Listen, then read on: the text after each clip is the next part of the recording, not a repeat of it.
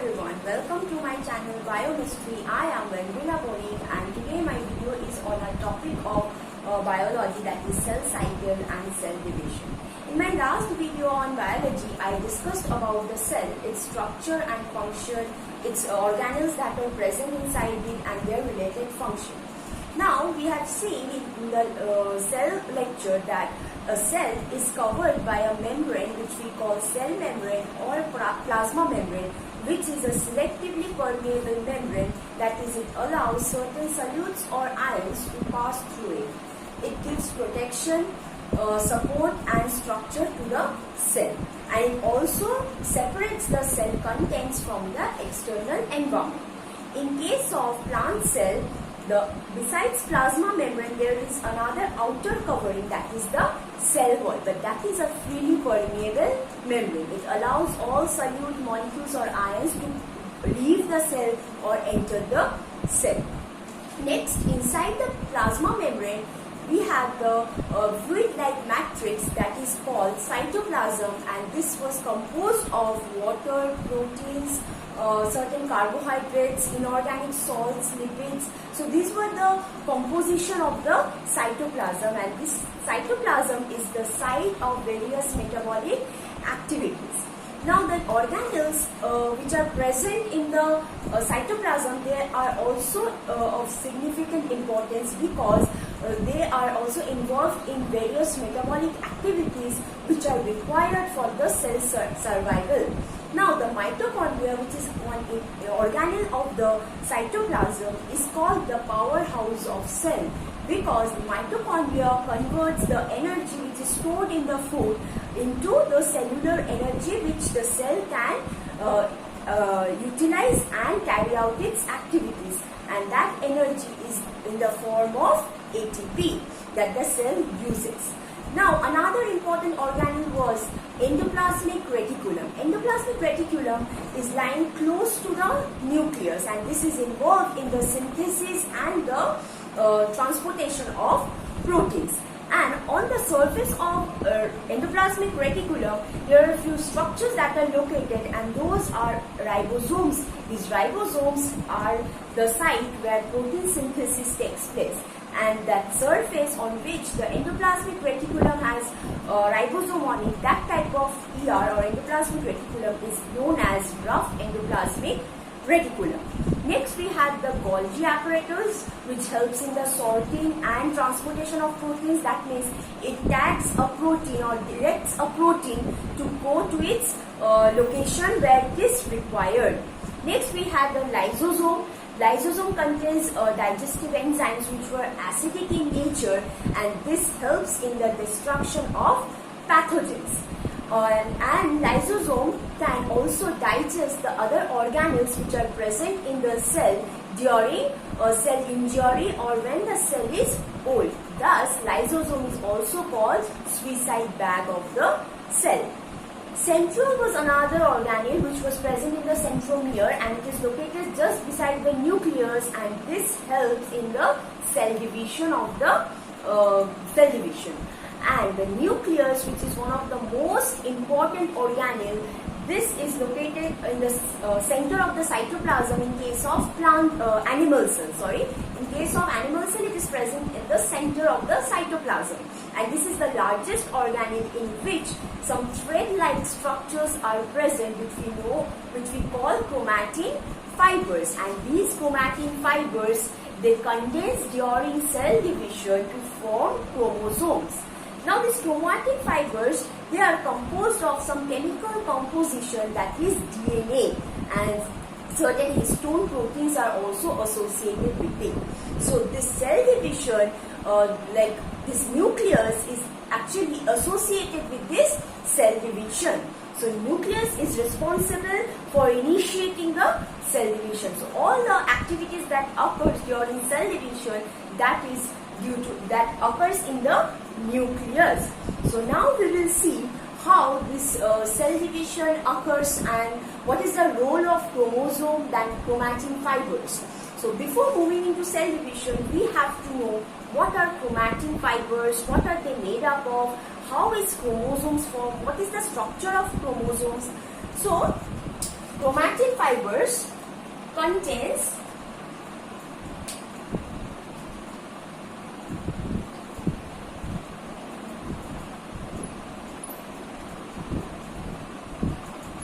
DNA, and there are certain sequences on the DNA which are known as genes. They are responsible for carrying out the hereditary information from parents to offspring. Actually, the genes which are present in the DNA, so this is present in the DNA, and this DNA along with histone proteins, histone proteins, 8 histone proteins are involved. These DNA, they wrap around the histone protein to reduce the volume. This overall thing, they form, so gene is present in the DNA, and this DNA and histone protein together form nucleosome. This forms nucleosome. Okay, and this coils around, and there is supercoiling that takes place in the DNA, and this coiling leads to the formation of these chromatin fibers. So mainly chromatin fibers is made up of DNA and some histone proteins. Now during cell division, these chromatin fibers, they come together and they condense and they form chromosomes.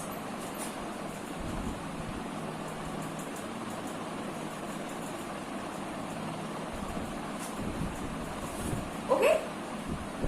So mainly chromatin fibers are the thread-like structures which condense during cell division. Now these chromosomes, their number is fixed in individual species. Like in human beings, there are 23 pairs of chromosomes,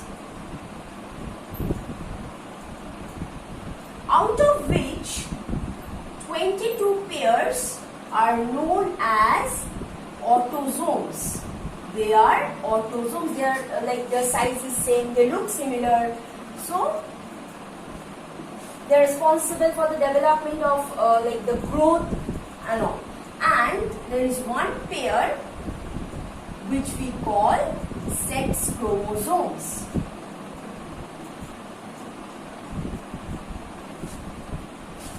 This can be XX, which will form female, which is present in the female. This XX pair of chromosome is present in the female, and XY is present in male. But this is common in both female and male.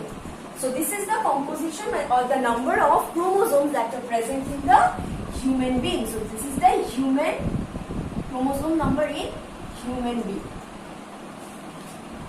Now, these chromosomes, when you stain this chromosome, we get to see two different regions. So, staining of chromosomes gives two regions. One is dark region, another gives a light region. This dark region of chromosome which is formed on staining, this is called heterochromatin. And this light region is called euchromatin.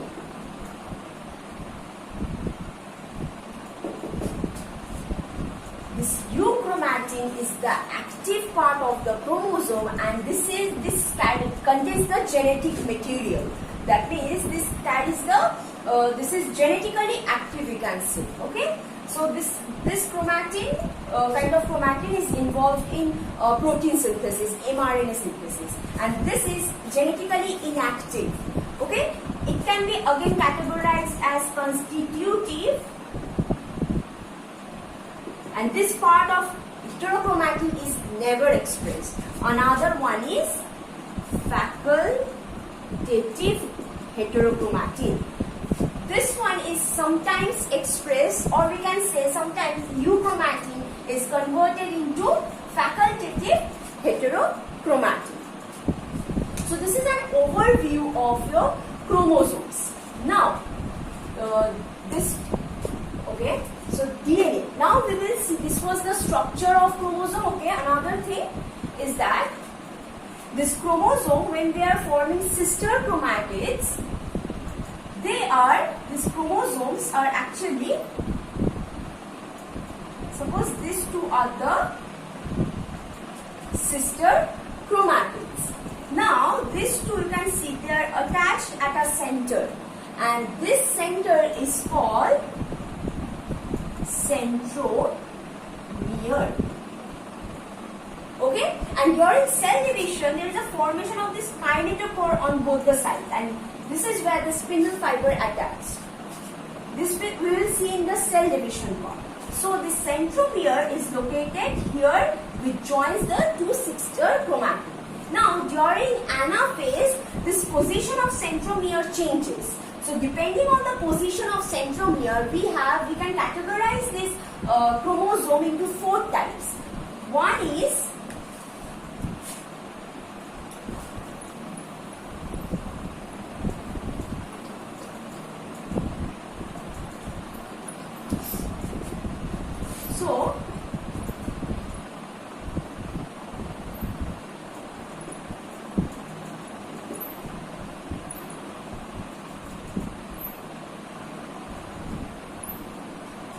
we have number 1, metacentric. This is also called V-shaped centromere. In this type of centromere, the chromosome, the centromere is located at the center. So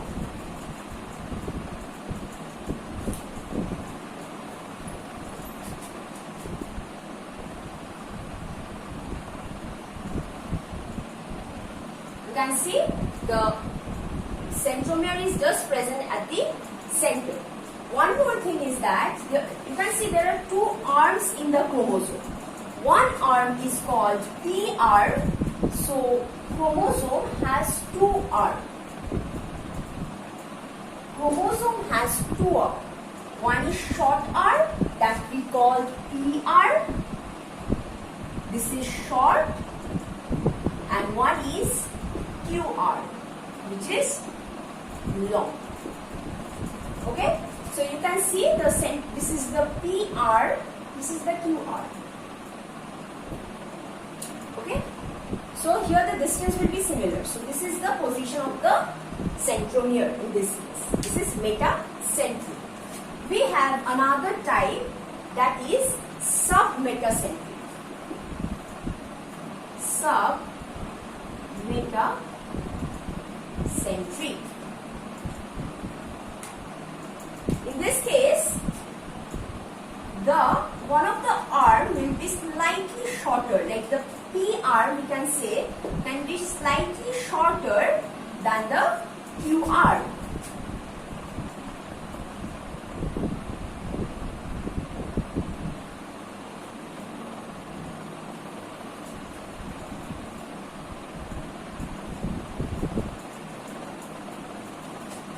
So you see, this is slightly shorter than this one. So this is submetacentric.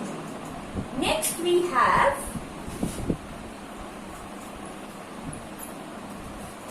the third category is the telocentric.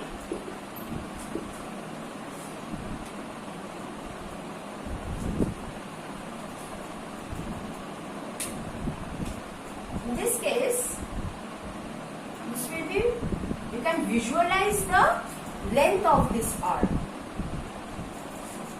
So you see,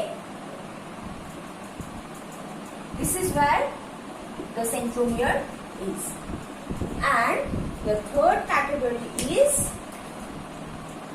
acrocentric. Acrocentric.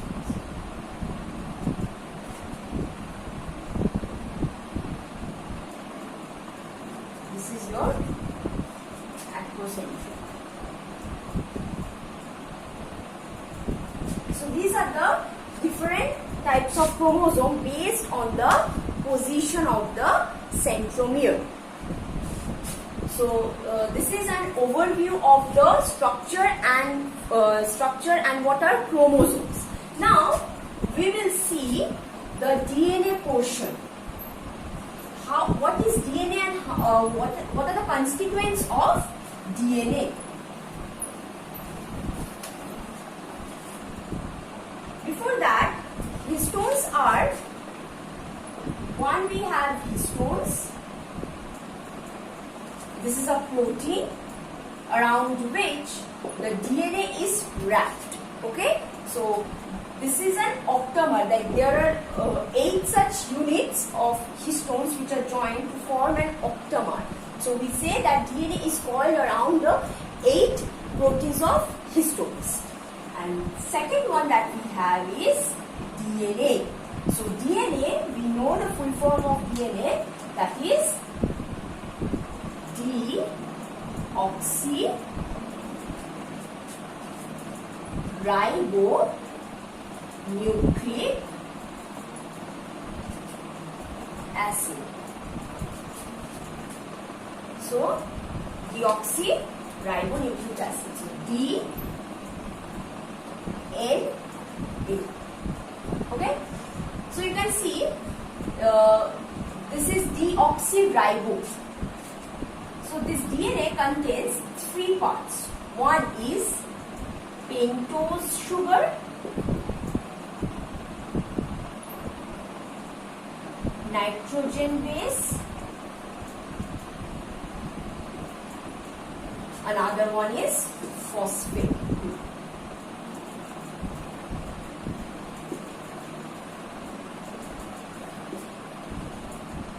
Pentose sugar is the 5-carbon sugar.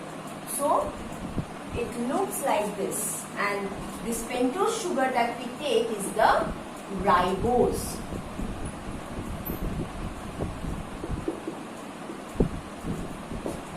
That's why the name ribo is coming.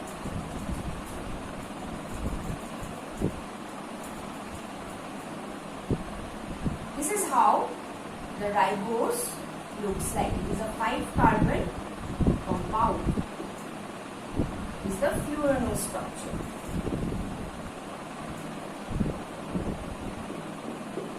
This is ribose. Now they are saying it is deoxy. That means oxygen is absent. So the second carbon, this is the first carbon, this is the second carbon, third carbon, fourth carbon, fifth carbon. Okay, so 1, 2, 3, 4, 5. And the second carbon has this OH group, and this oxygen will be absent in DNA. That's why the name deoxyribose. So this is your sugar part. Now, to this first carbon, one OH is there. To this OH, this base will be attached. Now, we will talk about the base now. This base can be of 2 types. One is purine, another one is pyrimidine base.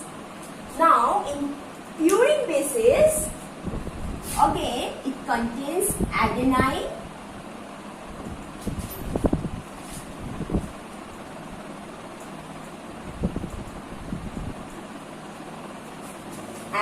that is A, and guanine is present,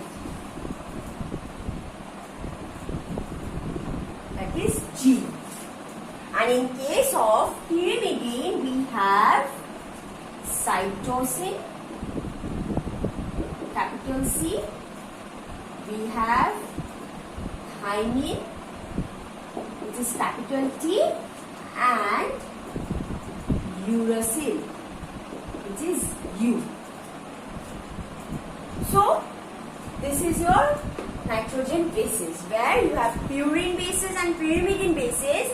Purine bases, under purine bases there are two bases, adenine and guanine. Under pyrimidine, cytosine, thymine and uracil.